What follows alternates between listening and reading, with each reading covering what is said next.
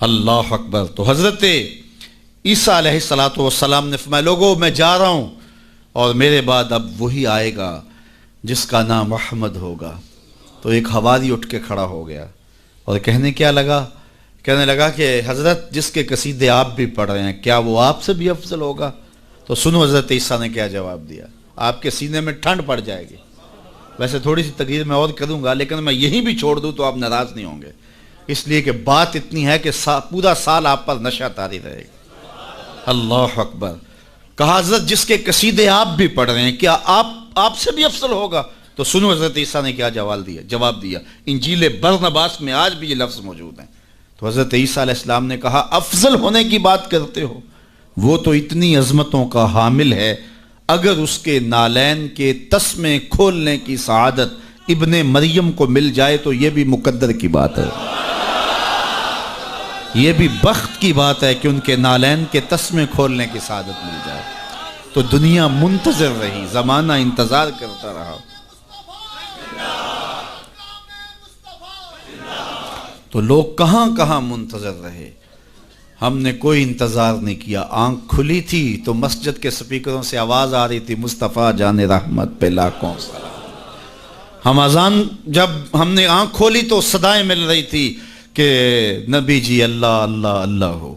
تو ہم کتنے خوش نصیب ہیں، کتنے بخت والے ہیں کہ ہمیں آغوش مادر میں حضور کا نام مل گیا، کوئی انتظار ہی نہیں کرا۔ اقبال کتنے فخر سے کہا کرتے تھے نام تو از پدر آموختم، حضور آپ کا نام میں نے اپنے باپ سے سنا تھا، آپ کا نام میں نے اپنے باپ سے سنا تھا، آپ کے درود کی لوری اپنی ماں سے سنی تھی، اپنی بہن سے حضور کا پیار سنا۔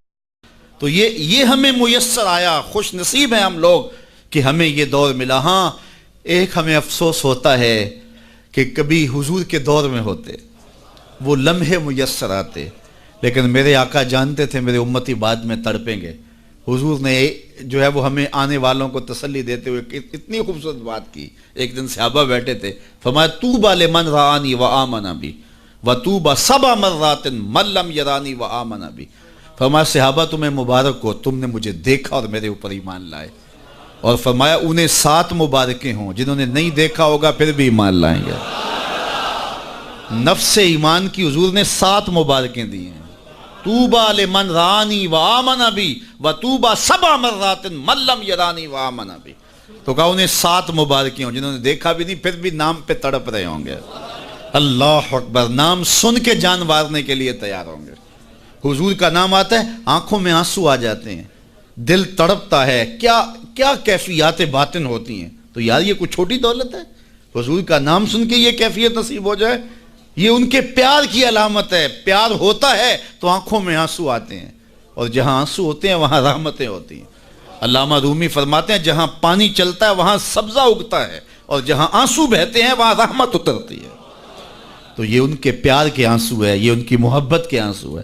بلکہ امام غزالی نے غالباً لکھا ہے کہ حضور کے پیار میں، اللہ کی خشیت میں جو آنسو آئیں تو ان کو صاف نہ کرو بلکہ ان کو رخساروں پہ مل لیا کرو۔ یہ تو خوش نصیب آنسو ہیں جو حضور کی یاد میں بہے ہیں، جو حضور علیہ السلام کے ذکر میں بہے ہیں۔ تو یہ میری اور آپ کی خوش بختی، اور اگر وہ نہ آتے تو ہم آج بھی اندھیروں میں ہوتے، ظلمتوں میں ٹھوکریں کھا رہے ہوتے اگر حضور تشریف نہ لاتے۔ خدا شناسی تو بڑی دور کی بات ہے، ہم خود شناس بھی نہ ہوتے اگر حضور نہ آتے۔ ہمیں اپنے آپ سے آگہی نہ ملتی، اپنی ذات سے شناسائی نہ ملتی اگر حضور نہ آتے۔